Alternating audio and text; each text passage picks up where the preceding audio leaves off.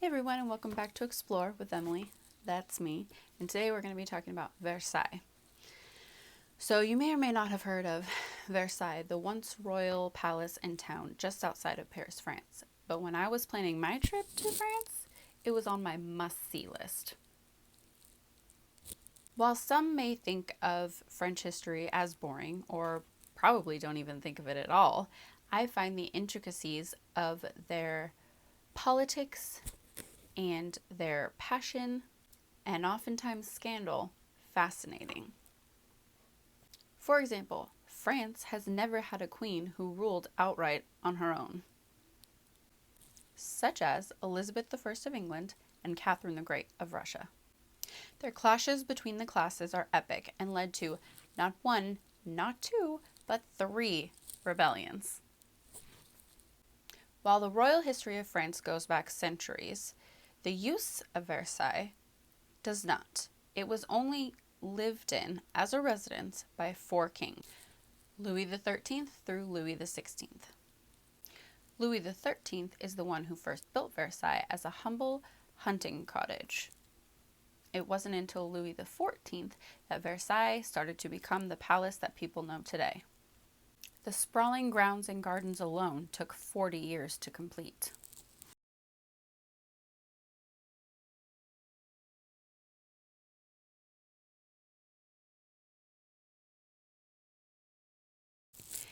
And while the architecture and decoration of the palace and the immensity and planning of the gardens may be extravagant and also amazing, that wasn't what had me hooked from the second I walked in. The history of France is palpable as you walk the halls of Versailles. As I walked, it wasn't the halls or paintings or treasures or royal bedrooms that had me in awe. Every locked golden doorknob radiated with an energy that begged me to touch it. But I didn't really want an international crisis on my hands by, breaking into restricted areas of this hundreds of years old French treasure. All I wanted to do was open these pastel portals to the past.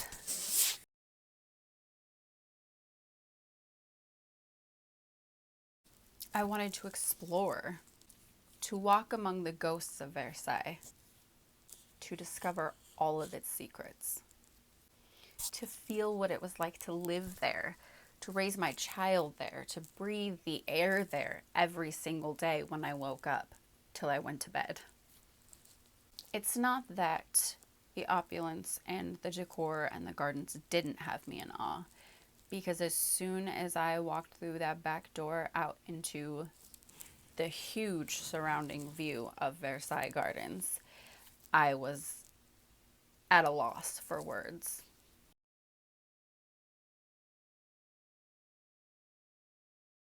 I almost cried. Yes, cried, because I cry at history sometimes.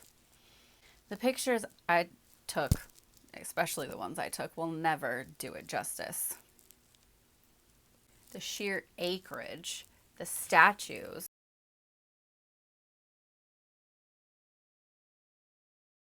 the fountains,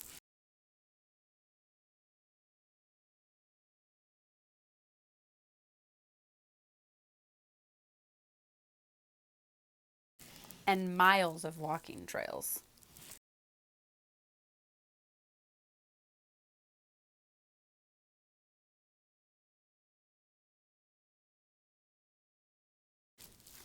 I just kept thinking, people actually lived here.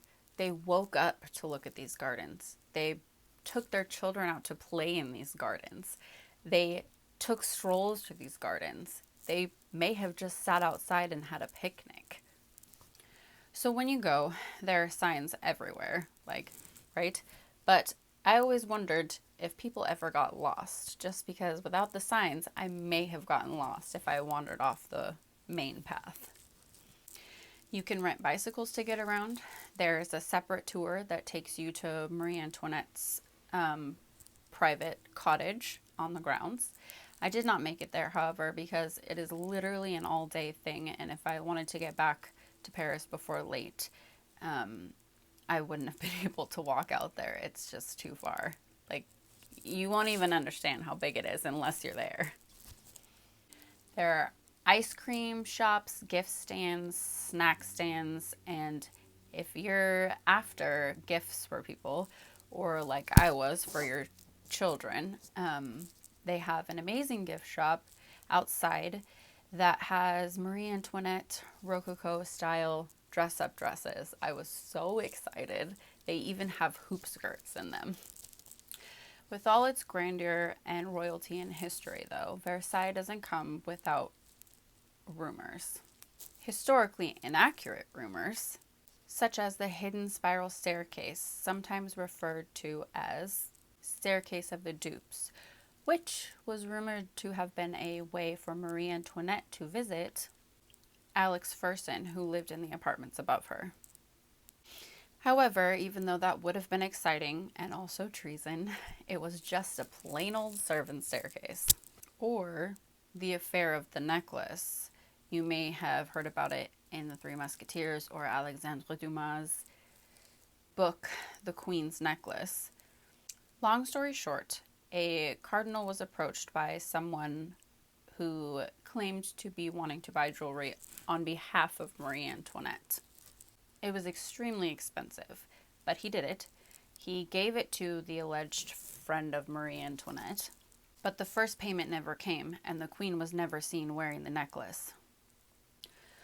So they went to the queen and were turned away by one of her lady's maids.